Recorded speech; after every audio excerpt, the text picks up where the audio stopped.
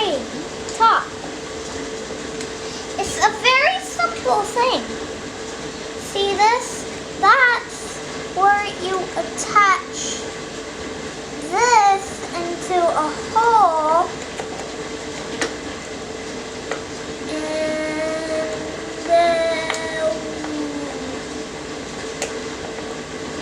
voila!